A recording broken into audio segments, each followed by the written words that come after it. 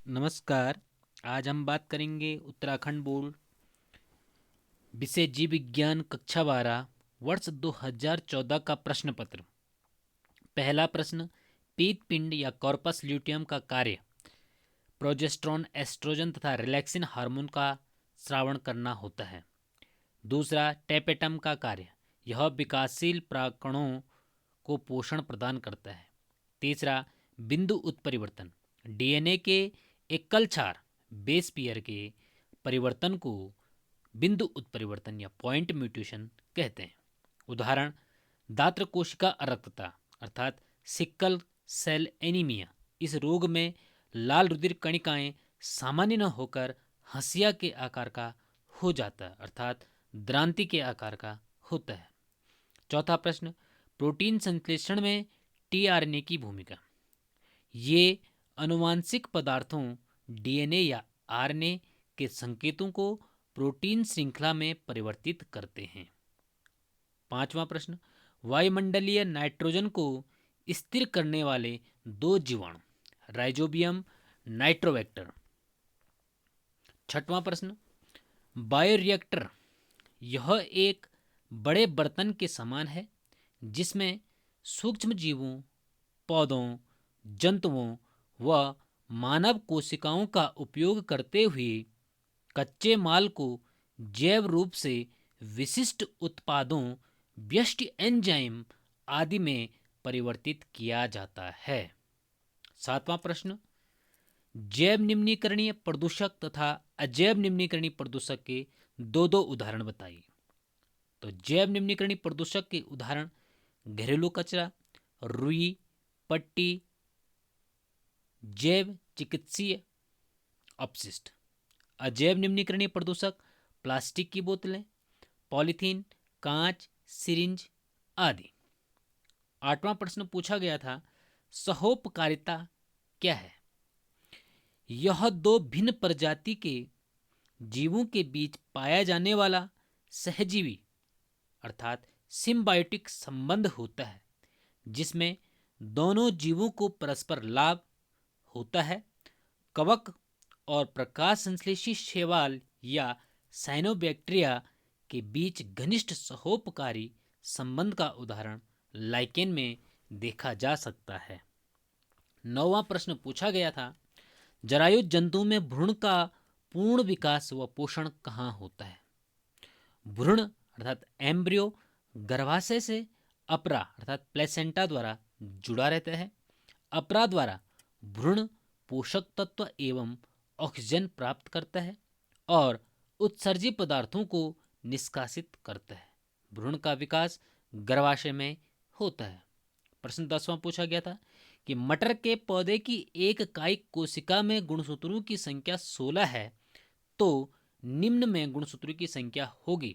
परागकण जो कि अगुणित है 8 होंगी, भ्रूणपोष जो कि त्रिगुणित है 24 होगी, प्रतिमुख कोशिका जो कि अगुणित है 8 होंगी और अंड कोशिका जो कि अगुणित है इसमें भी 8 होंगे।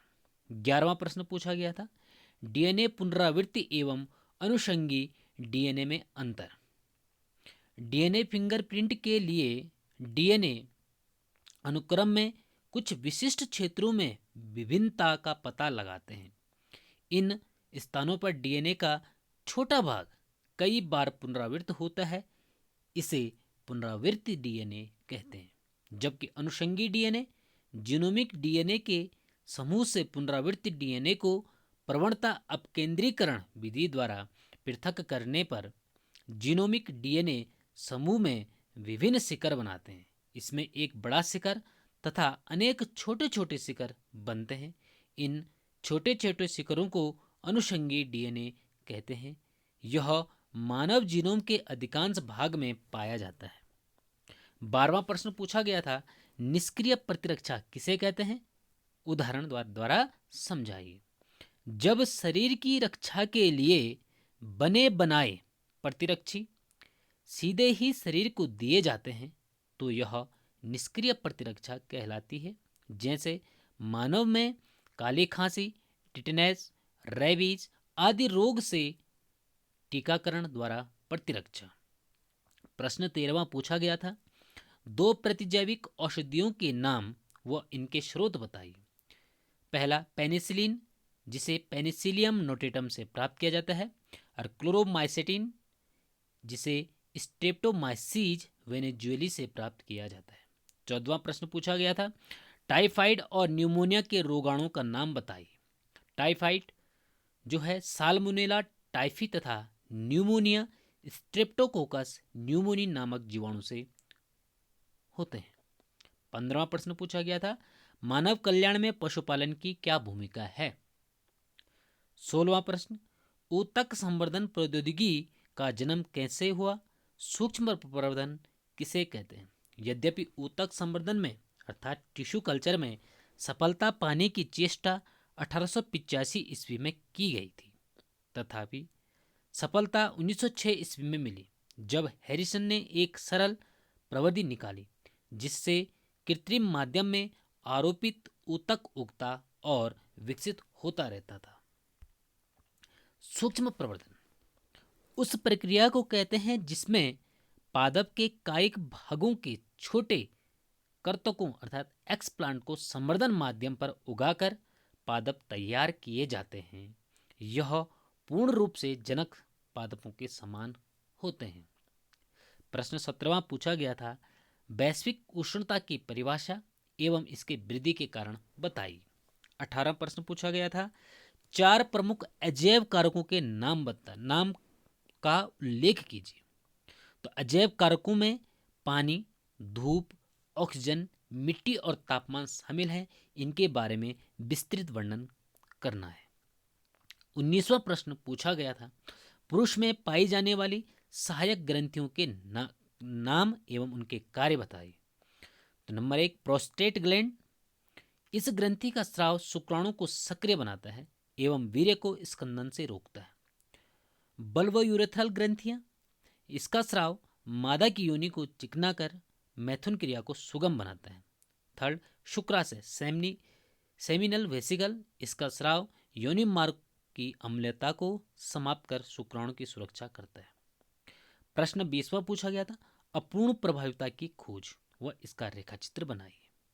21वां गुणसूत्र आरेख अर्थात इडियोग्राम और कैरियोग्राफ को समझाइए। अथवा इसका था, मानव जीनोम परियोजना की मुख्य विशेषताएं क्या हैं। और 22वां प्रश्न पूछा गया था, एक स्त्री जिसका रक्त समूह ओ है, उसने एक पुरुष जिसका रक्त समूह ए भी है से विवाह किया और उनकी भावी संतानों में कौन कौन से रक्त समूह हो सकते हैं, रेखा चित्र द्वारा समझाइए। 23वां प्रश्न पूछा गया था, पेय पदार्थ तथा डबल रोटी बनाने में सूक्ष्म जीव हमारी किस प्रकार मदद करते हैं। 24वां प्रश्न, ट्रांसजेनिक पादपों का महत्व बताइए।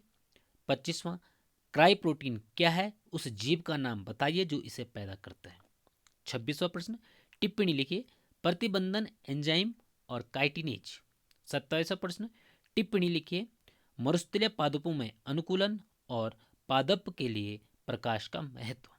अथवा पूछा गया था, पारिस्थितिकी पिरामिड से आप क्या समझते हैं तथा जैव संख्या का पिरामिड की व्याख्या कीजिए। और 28वां प्रश्न पूछा गया था, पुष्पी पादपों में लघु बीजाणु जनन का वर्णन कीजिए। अथवा क ग्रेफियन पुट्टिका का सचित्र वर्णन एवं निषेचित भ्रूणकोश का चित्र बनाइए। 29वां प्रश्न पूछा गया था, अनुलेखन किसे कहते हैं, इसकी क्रियाविधि को समझाइए। या इसका अथवा पूछा गया था, विभिन्नताएं क्या हैं, विकास में विभिन्नताओं की क्या भूमिका है। और 30वां प्रश्न पूछा गया था, जैव विविधता किसे कहते हैं, पारिस्थितिक विविधता को विस्तार से समझाइए। अथवा किसी एक पारिस्थितिक तंत्र की संरचना व इसके कार्यों का वर्णन कीजिए। धन्यवाद। वीडियो आपको अच्छी लगी हो तो लाइक एंड सब्सक्राइब और शेयर जरूर करें।